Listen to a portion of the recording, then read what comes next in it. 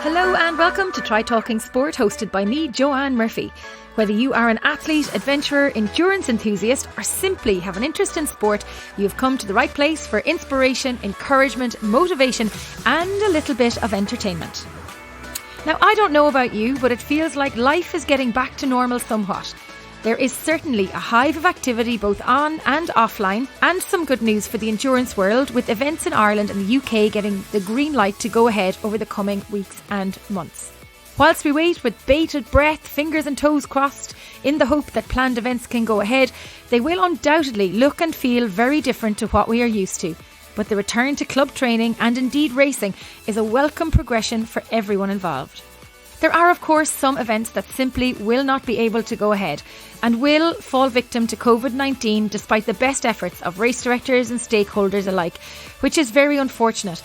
But hopefully those events will be back once again in 2021, delivering exceptional experiences for their athletes.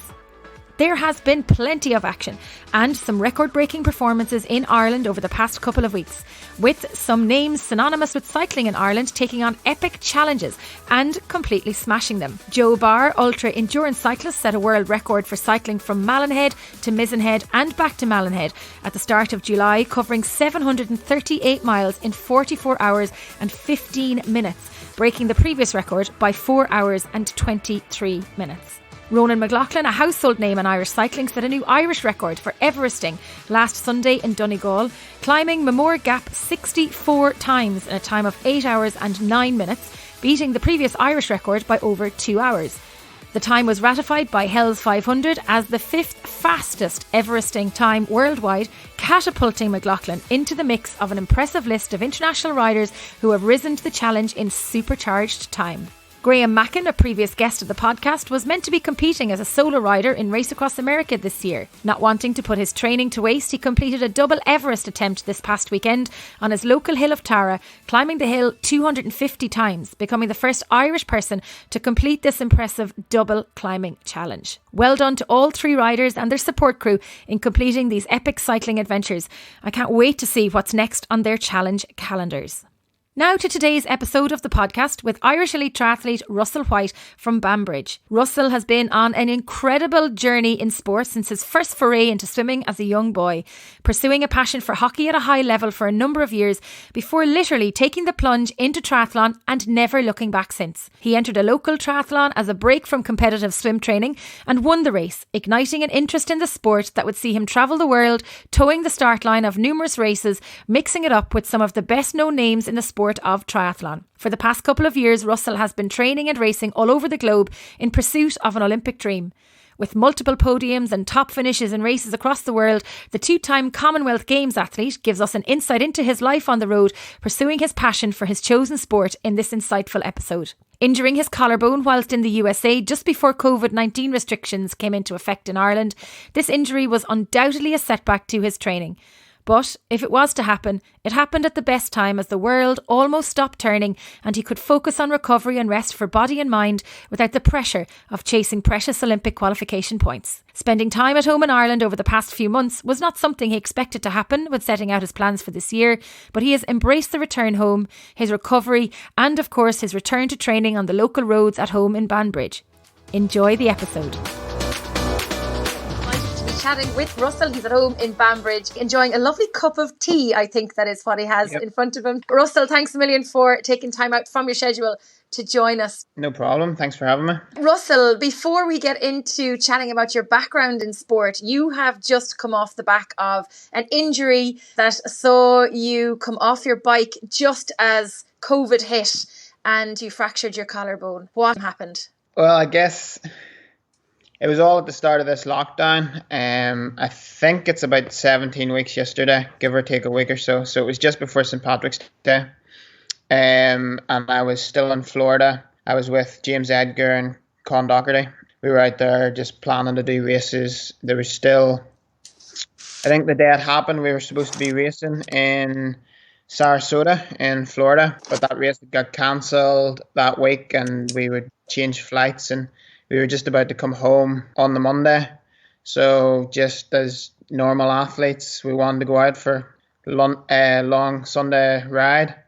And yeah, just sort of 3.5 hours in on the road leading into the house, maybe less than 500 meters from the front door. We went to sprint for a sign, and I don't know for certain, but it's either, at the time I thought the chain came off, but when I actually took the bike out of the bag, the whole chainstay had snapped. So, and I sort of took all the brunt force hitting the ground, and the bike didn't really hit the ground that much. So whether the chainstay snapped and pulled the chain off, or the chain came off and the chainstay snapped, I'll never know. But I hit the ground pretty hard. Just knew straight away that I broke the collarbone. And thankfully the boys were there, and even Petra, member TI staff, she lived on the same road, and she was out there visiting family. And then they were so good to sort of take me to A&E and get me sorted and patched up. And it was a bit of a whirlwind. Sort of the flight home before all the borders closed was within 24 hours of breaking the collarbone. So it was a mad dash to get sorted and get home. Holy moly. So it came at probably the worst possible time, but also the best possible time, considering that you should be, if the world was turning as it was this time last year, you should be, potentially on the way to the Olympics. Yeah, the way everything's played out, it's not that it's been a bonus, but if an athlete had ever asked for an injury, it's in the history of sport, this is one of the times. Like, even, my initial thing that I kept saying was, like, I knew I was going to be out of the water straight away. So, like, but the fact that nearly everybody in the world wasn't able to get into a swimming pool either, like, that's unheard of. You would never have thought that, breaking a collarbone. But even if it would have been a lot more stressful, maybe the frame had a crack in it, and if I'd have been racing that day and sprinted out of the saddle, it might have cracked, and I might have took more people down in a more important race, and it could have been an even different story. So, but the way it's played out, haven't lost any sort of points, any big races. The world shut down, which was a big bonus, and points are frozen, and I'm still in the Olympic simulation. So just have to see how it plays out between now and next July. And how is the injury healing? Really good. I didn't get it operated on, which was nice, I guess.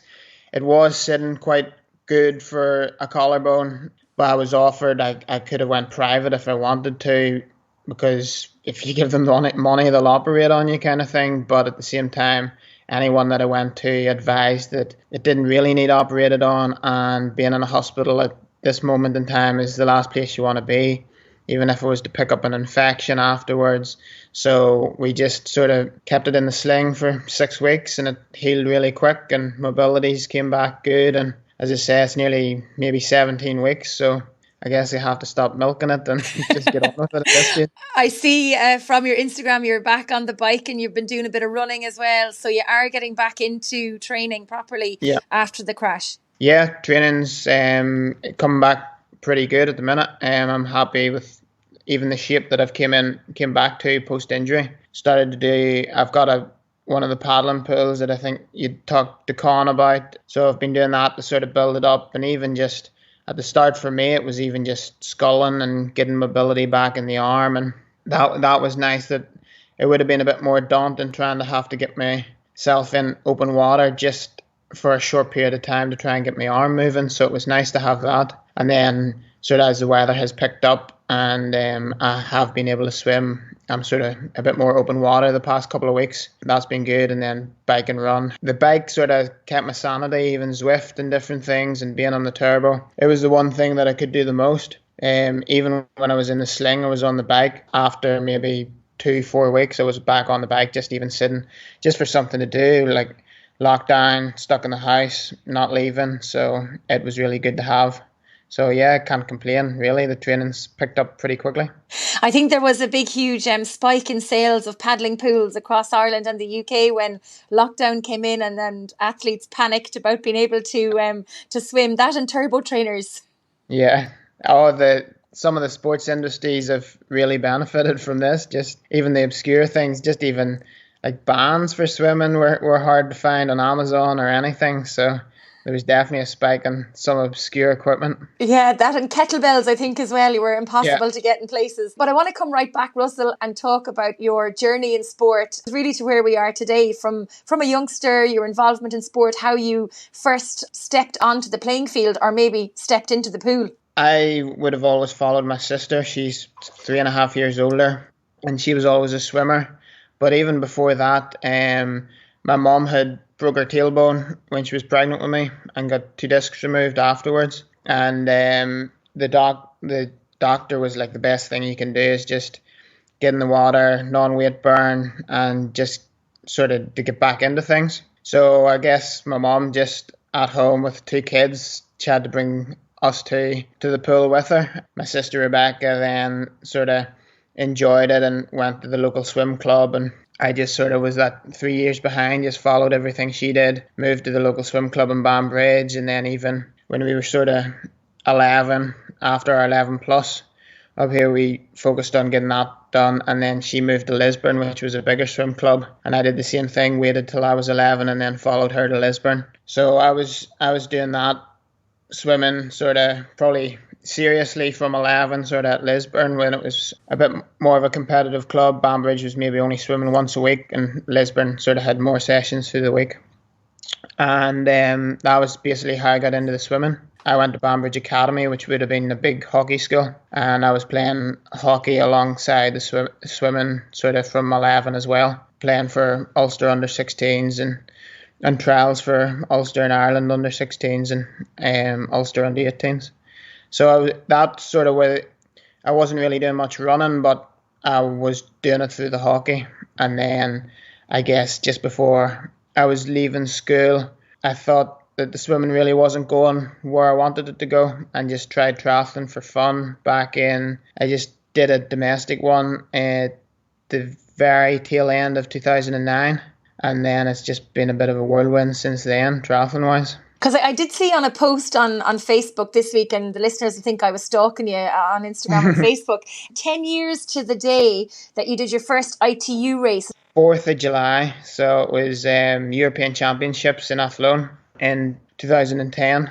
I'm sure a lot of the listeners will have remembered Athlone hosting the European Champs, and it was an amazing experience to race at home and have that sort of as my starting point in triathlon was a huge bonus. But I guess maybe Triathlon Ireland had a talent identification program at the time, and I went down, I think it was around Halloween of 2009, or maybe even closer to Christmas, and I nearly didn't hear till the sort of January of that I was selected and that type of thing. And at the time I was doing my A levels. So when I found out, I got on the squad, and that was, I guess, January 2010. And the only race that I'd done then between that here and that in January was the Finglas triathlon out of the NSC, I think. And I was first junior and 3rd or 4th overall. And I just got told in the day that I was going to race European juniors in Ireland. So it was an opportunity that probably, with such lack of experience, nobody else would have got. But the fact that we had a championships in Ireland, Triathlon Ireland, were boosting the sort of talent identification program and the juniors and getting us through. And then they had picked that race as a sort of performance indicator. And yeah, it just, from doing that was maybe even the start of the summer. And I was racing junior Europeans in Athlone come July 4th, and 10 years down the line, I'm still doing it. Still doing it and still doing very well. And, you know, at the time as well, there would have been, was it Aileen, Gav and Brian Keane would have been on the Olympic cycle at the time. So you would have trained with those guys, even though they would have been a little bit older than you. They would have been training for London, and Brian obviously for Rio then as well. I've been about that sort of crew quite a bit from the start, and always had them to look up to, which was good. I probably rocked up in Athlone back in 2010 and wouldn't have knew them. I would have knew Aileen. So Aileen had came to my swim club in Lisburn. Just out of coincidence, I was at Lisburn, and she had been told that it would have been a good club and local to her when she was starting in triathlon. So I was even just swimming when she started triathlon, training with Lisburn. And then Gavin, I would have knew who Gavin was, and even my sister would have swam with his sisters, and I would have knew him through that link. But then just yeah, fell in with them guys from that time onwards. I went to Stirling University in the September of 2010, and Gavin was based there, and he had been for a number of years, and it was good to sort of have someone a bit from home close there, and even from third year onwards, Gav was my landlord. I'd moved into his house. I think I'd randomly rented the house two doors down, but not knowing where he had lived. And it was the year that he was travelling, chasing points for London. And yeah, we would have been bouncing in another house and sort of checking in on it while I was away. And then eventually we just moved in the year after. So yeah, Gav was even the landlord for a while. And then I guess I was on the sort of as a training partner for Brian and Aileen leading into Rio, which is probably where I'd learnt the most from those guys. And it was a good squad, and we plenty of training camps leading into Rio and being with those guys. And I guess it was a nice stepping stone because I knew I just wasn't at that level just yet. But it showed me like the dedication and what it was required from them to qualify and train and be ready for Rio. And it's definitely helped this Olympic cycle sort of not having the pressure of chasing that Rio qualification, but nearly seeing it on a day-to-day basis through those two, Aileen and Brian. So explain to us how the Olympic simulation or the Olympic cycle works in triathlon, because it is quite convoluted. You are the highest ranked Irish triathlete currently, isn't that correct? Yes, give or take. I think on the world rankings, myself and Con would be quite close. So there's a lot of sort of qualification.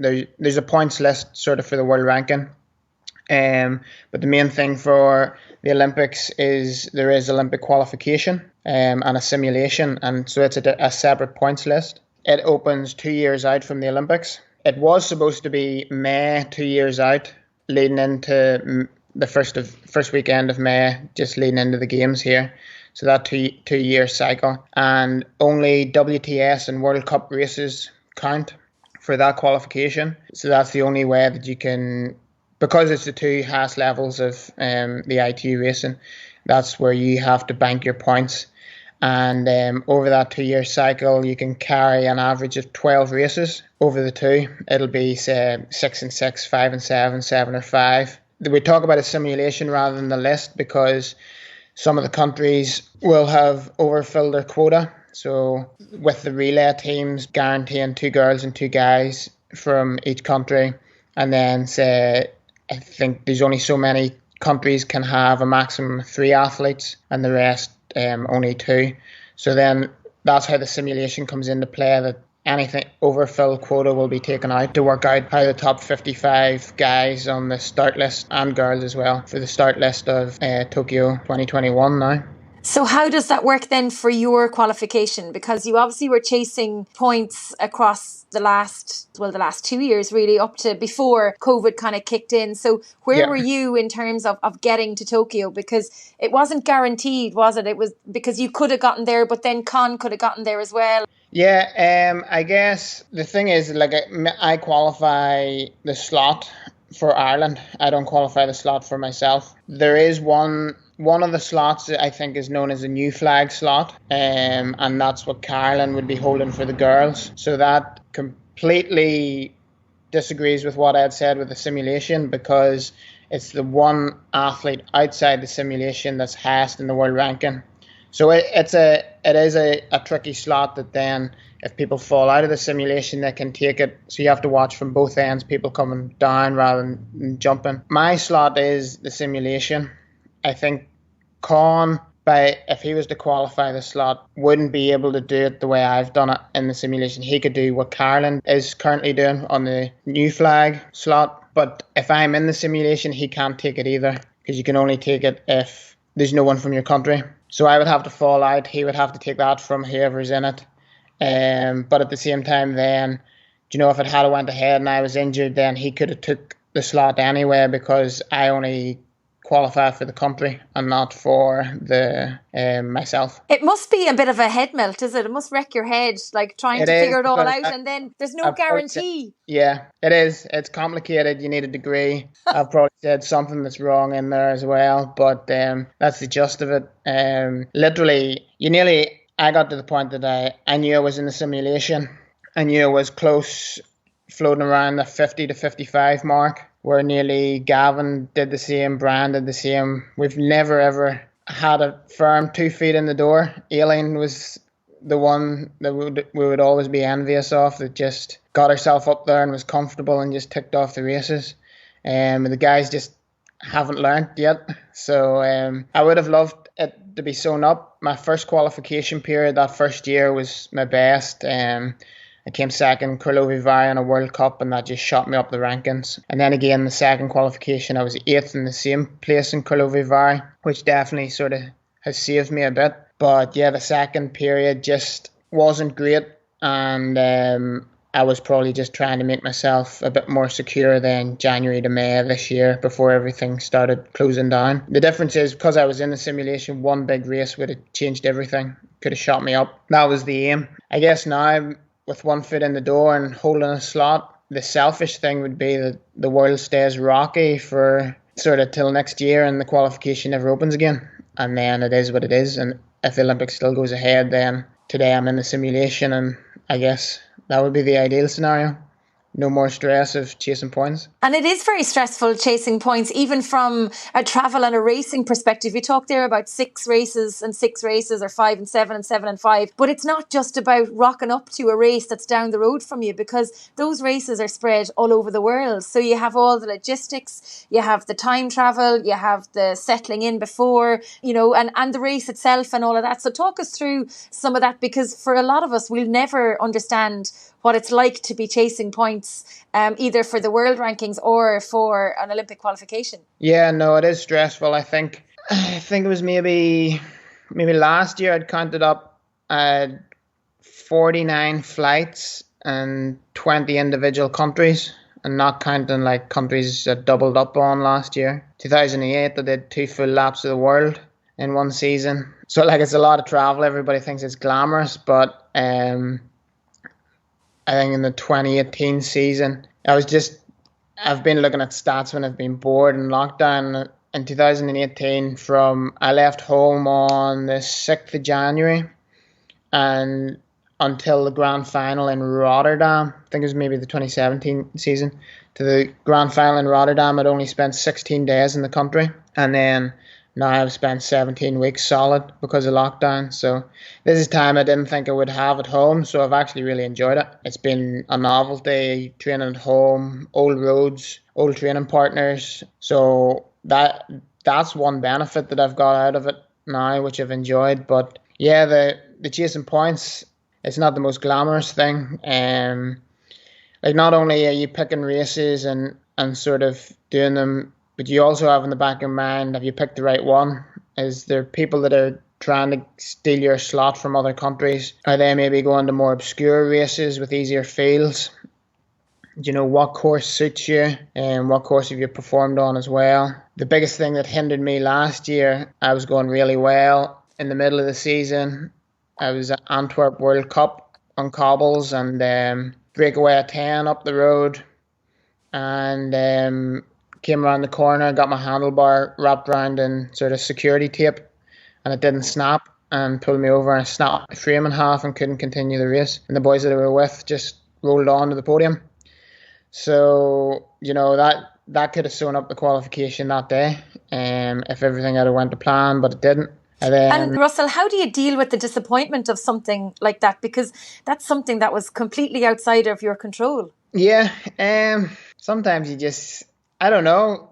If I actually look back at how rocky it's been at times, I might let it affect me more. But, I guess for those 2 years, the only aim is the Olympics. It's like if I was to worry that, that I crashed in Antwerp and went from maybe having...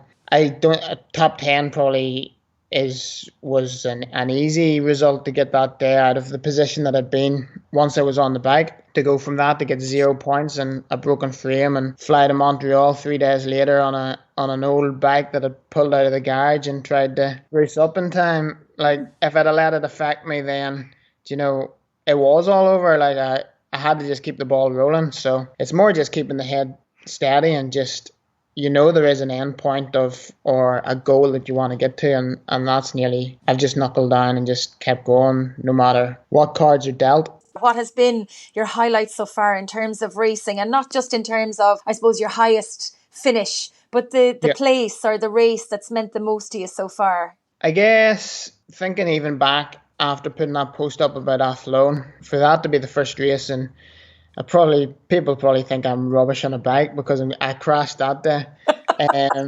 I'm sensing a bit of a pattern here, Russell. It might just help if I stay upright. Maybe that's what I'm doing wrong. Maybe do we need to get you a set of stabilizers? Yeah, maybe. Athlone was amazing. And even the run around the course where I was further back after the crash and stuff, and the atmosphere, like, it was just electric. And definitely, like, I would love another race in Ireland before my career's over, or I would definitely make sure that I would bring one back even after I'd finished triathlon if it was possible. That's a highlight. And then a lot of the races in the UK have been standout ones, and it's more for the atmosphere. Glasgow Commonwealth Games was huge because it was riding that Brownlee wave of post-London. But then even Leeds in 2016, that was the first year that Leeds had the WTS, and it was on the Brownlee's home course, and I was in a good position, and you're coming in, it's a long sort of split transition, so you come from the lake and you've maybe 17k on the bike before you get to the city centre, and you don't see much spectators, and you're just making sure you're in the pack, and the packs are forming, and it's a bit stressful. And we just turned onto the city centre course into the grandstand and the blue carpet,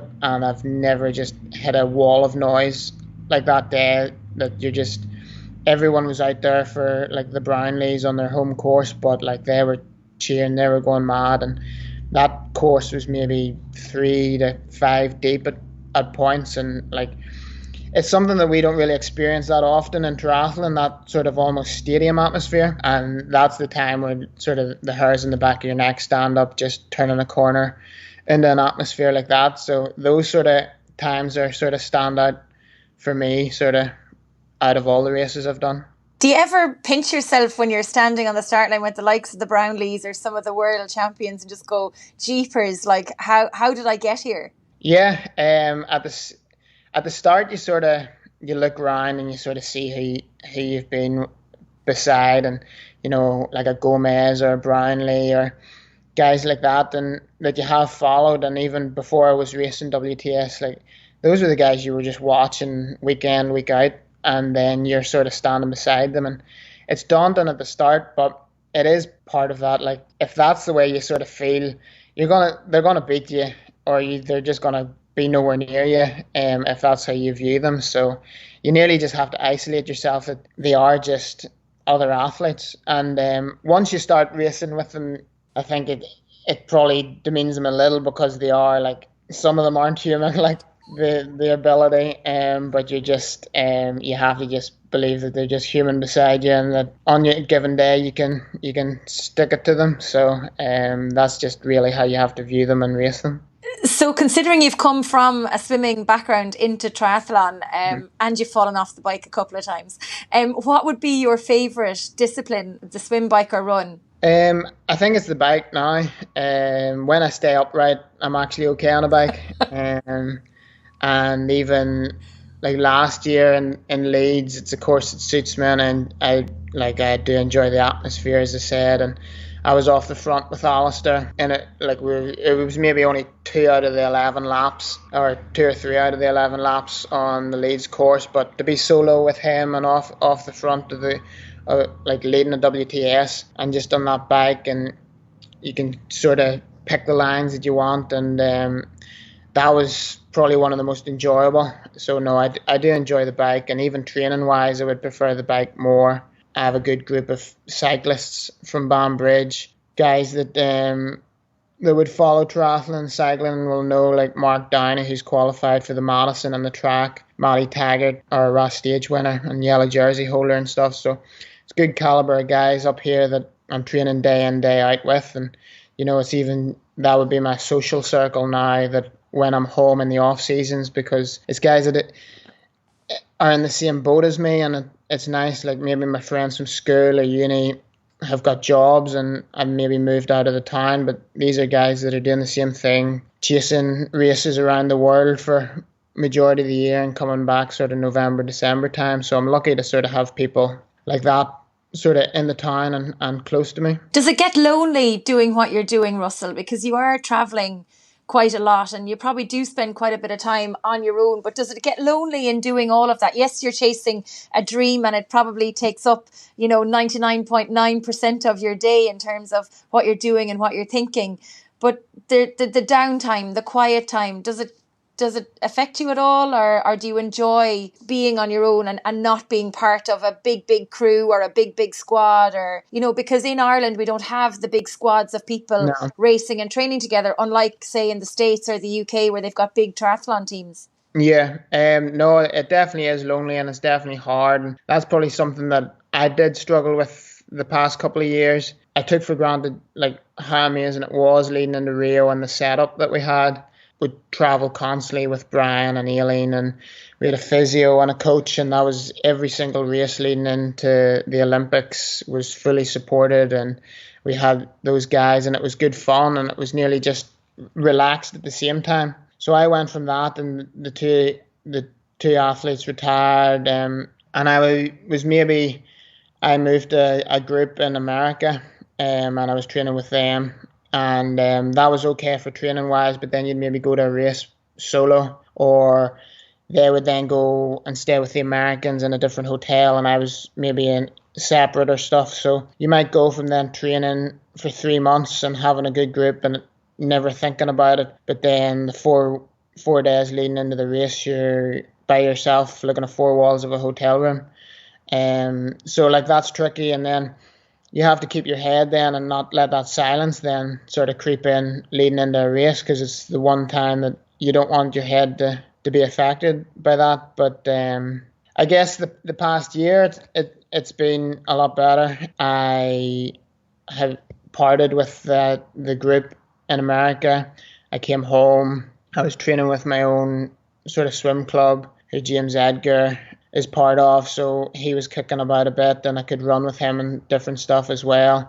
And then even it was nice, although it was cut short just before all this, but even to be in Florida with Con and James and have sort of Stephen Delaney out there and different stuff, and it was starting to feel like it was all coming back together, and that we were getting a bit of an Irish crew together and at races, and it was picking up. But it definitely gets it is hard and it gets lonely. And the fact, I'm 28, I'm out of university, you're all over the world. Everybody's like, no girlfriends or whatever. But there's times that I haven't been in the same place for more than 2 weeks. And, nothing like that's even possible, that you just you nearly have to just look at it selfishly and then see what the goal is and just keep the head down. And you know that it's an amazing experience that I don't take for granted, and that I never use the word sacrifice really, because nothing's a sacrifice. It's always, that's what I've chosen to do, and I still enjoy it, but at the same time, it doesn't mean that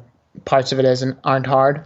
Yeah, you mentioned there about how it's not glamorous. It certainly isn't glamorous living out of a suitcase, and it looks like it's this jet set lifestyle, but this is your career. It's your job. It's the same as everybody else's 9 to 5, Monday to Friday. It's just a different variation of it. Yeah. Albeit you're working your socks off in a different way to the rest of us that are not full-time athletes. So what was it like being home for the past 17 weeks? Because you mentioned there's 16 days in 1 year, and then suddenly it's 17 weeks. And is it a busy household that you're in? Have you been able to enjoy some of the quiet time, but also, was there any family feuds or anything like that going on in the house? No, it's actually been it's been quite quiet. I live with my mum here in Banbridge, and literally 200 meters down the lane would be my granny, and that's why we sort of moved out here.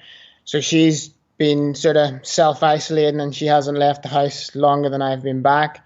But it's been nice then that I've been close and that I can, even when mum's been working, that, pop into the garden, have a cup of tea, run errands for her, different stuff. So that's been the enjoyable part, sort of the past while. At the start, it was fairly quiet. I was in the sling, couldn't drive. I literally just put my feet up, basically slept for 2 weeks straight, whether it was just recovering or the shock of the injury and stuff. So at the start, when lockdown was probably the strictest, even though we weren't as strict as down south, I didn't leave the house. I think I'd left the house twice in the first 6 weeks, and they were both for x-rays. I hadn't been in a shop or anything. So no, family's been great and sort of looked after me, and probably a bit spoilt as well, and not having to do much, or probably played the sling and the one arm a bit hard at the very start and got out of doing a lot of things. But no, it's been quite quiet. So they were probably delighted to get you home and get you into one place for longer than a week at a time. Yep. So I'm just still trying to ride that wave, because I think it is the longest. Like, my mum has had me back in probably the 10 years since going to university in 2010. So it's even a novelty for her. So at least we're still civil to each other, and no, we're getting on really well, and nothing's an issue. So it's quite good. That's really good, because I'm sure there's plenty of people who've had lots of turmoil or family feuds in houses when suddenly there's from every perspective, from the mums and dads or from the kids coming back to the houses or whatever.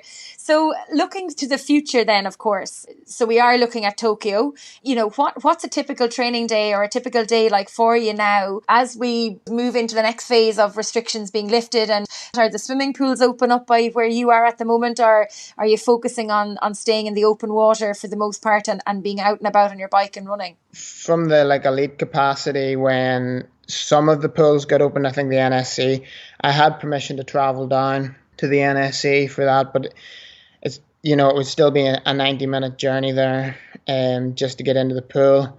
It was still going to be strict, so I chose not to start that when I was allowed. I think today Bangor is the first pool to be open up here, but at the same time then it's just logistics and politics, and the swimmers have got access, but then because triathlon's not swimming yet, even I might be at a higher level than some of the swimmers that are in there, is trying to organise how I can get access there. But at the same time, that's maybe a 45-minute drive, but it's a bit more doable than to fit training around. So I think the main thing would be hopefully get into Bangor soon to try and get into a swimming pool if we can get access.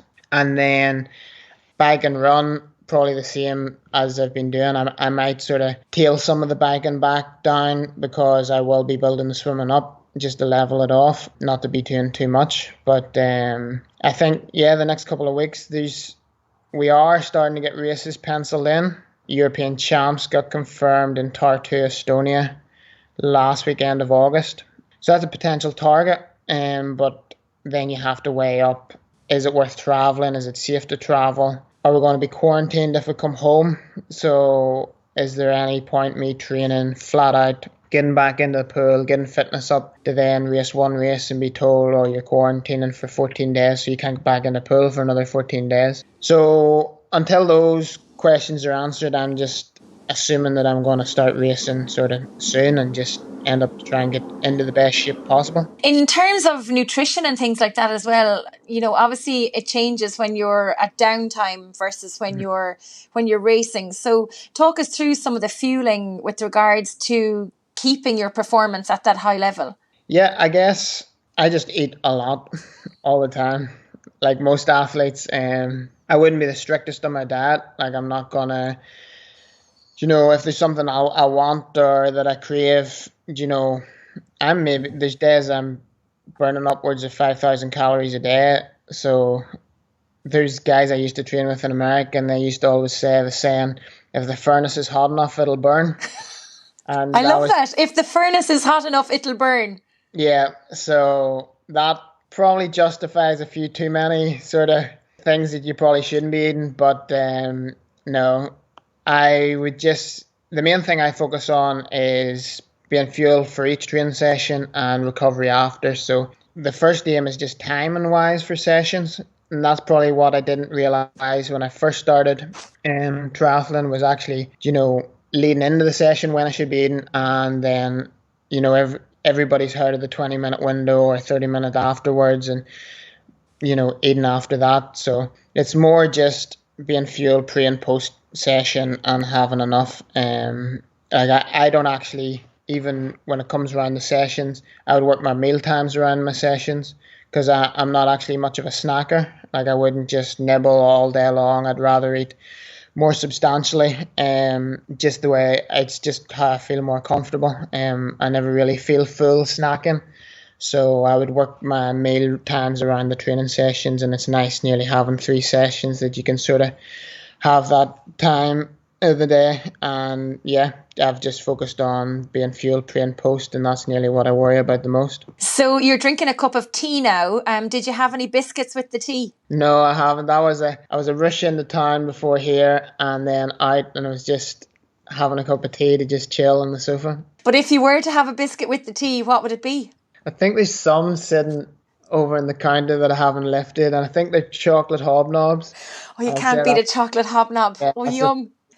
Russell, have you always wanted to go to the Olympics? What age were you when you decided, like, this is the path I want to go down and I want to get to the Olympics? I'd say probably Sydney 2000 was probably the sort of turning point. And at the time, I was starting to enjoy the swimming. My sister was getting quite good, and I was seeing her like win medals and stuff. And it was the time when, Ian Thorpe at Sydney maybe was in his fancy swimsuits, and you had sort of, I can just remember, like, we used to have a caravan and be down there in the summer, and the Olympics being played, and then even Commonwealth Games and different stuff. And it is nice to have that sort of even every 2 years between the Olympics for us up here. And just that major games experience is just, it's just always appealed to me, and seeing it on the TV. But it probably was around 2000. I was maybe just turned 8,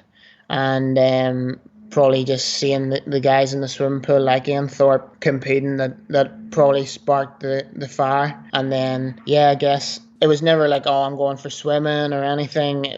That's even moving into triathlon. It was like, I just, for some reason, I always wanted to compete at sport at the highest level. So when swimming wasn't really going, taking me the places I wanted it to, like, I sort of always looked at university as a stepping stone to really lift like athletic performance. With being up north, a lot of people would go across the UK for university, and when you'd sort of heard of places like Loughborough and Bath were sort of sports centre of excellence, and Stirling was the sports centre of excellence for like swimming and triathlon in Scotland and stuff. So it was always an aim to sort of go to a university like that and get a degree, but sort of train at the same time, because that's nearly what all the swimmers had done leading into sort of Sydney and Beijing and different things in the UK. And it was just something that appealed to me.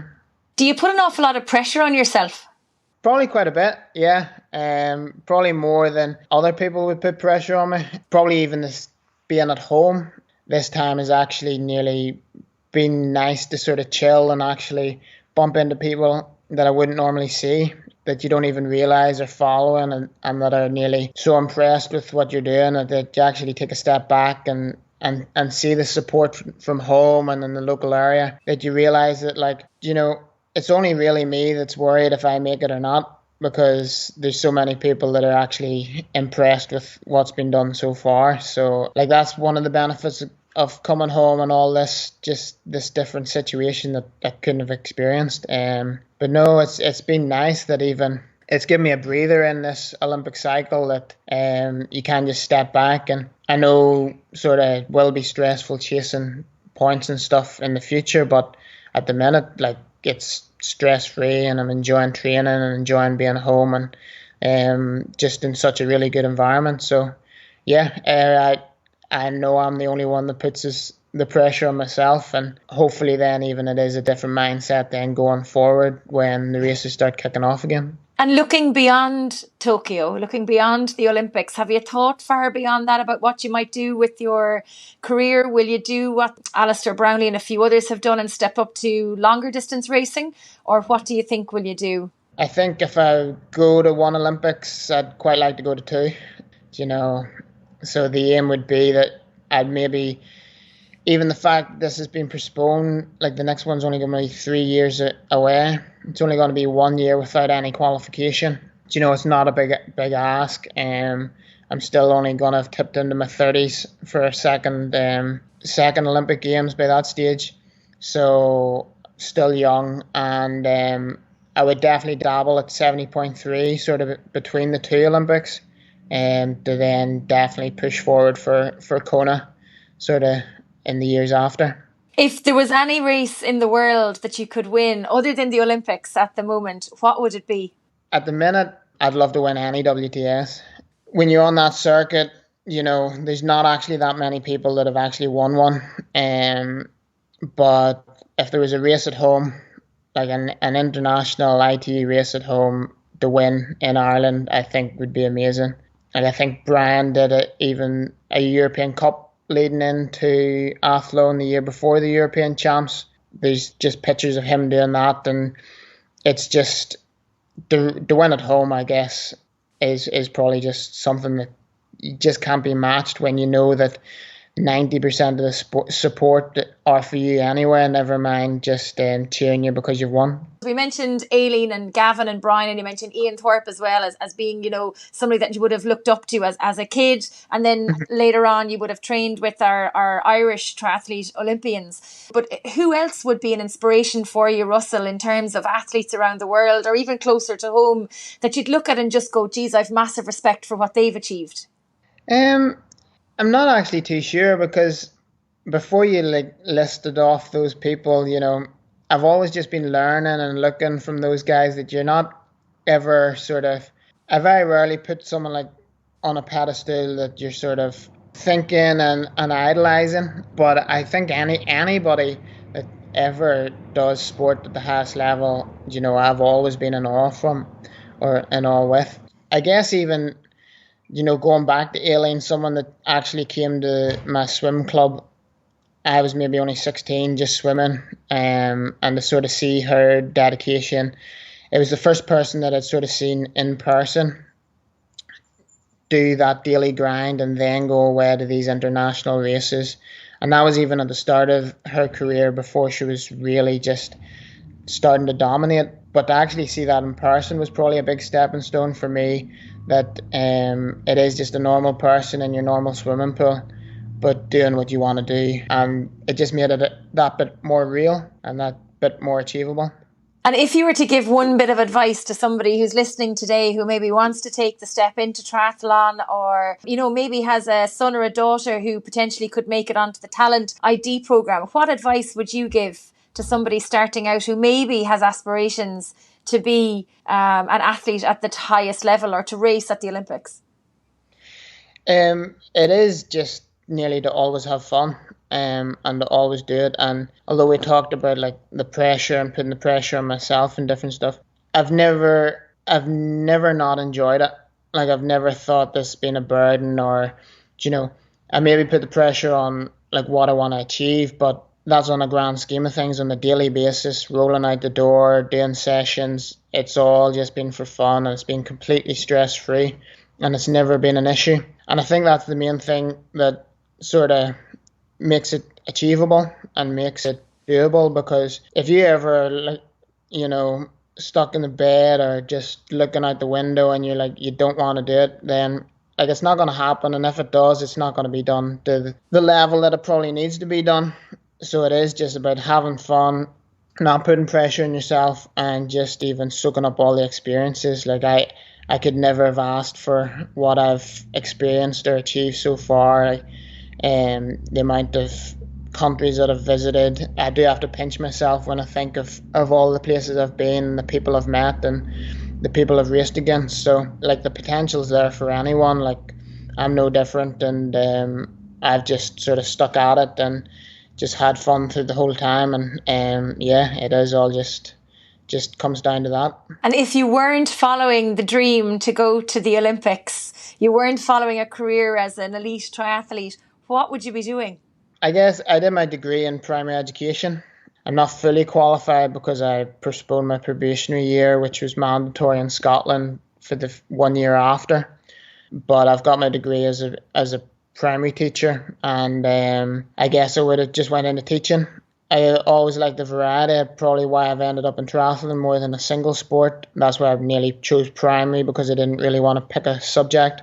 But it would definitely then, I would still have a big sports focus, whether that would just be within the one school that I would be based, or that I even went into coaching on the side or something. I would definitely have been very sports orientated regardless, but I'd say the day-to-day job probably would have been a primary school teacher. Very good. Inspiring a nation as an athlete, and then inspiring the youngsters coming through sport as well as a teacher. Maybe we'll see you do both.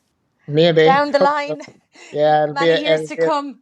It would be a big shock to go from this to teaching a class of 30 kids. So, and especially, I don't envy any of the people that I even trained with or whatever, dealing with how schools are going to reopen. So, but yeah, it's there on the back burner if it's needed. If it's ever needed, and I'm sure you'd be a fantastic role model and teacher. Well, thank you so much for joining me on the show today. I wish you the very best of luck with all of your training, getting out of lockdown, getting that collarbone right as rain, and hopefully seeing you on the start line in Tokyo in 2021. Thank you very much. Thanks for having me. Thanks again for tuning in. I hope you enjoyed this episode. Don't forget you can get in touch with any feedback or guest suggestions by emailing me on trytalkingsport@gmail.com. Yes, that's try with an I, not a Y. Connect with me on social media across Facebook, Twitter, LinkedIn and Instagram. Pop by and say hi and let me know what you think of the show. If you are new to Try Talking Sport, please do check out some of our previous episodes. You will be impressed and inspired by our wonderful guests. Until next time, wash your hands, stay safe and thanks for tuning in.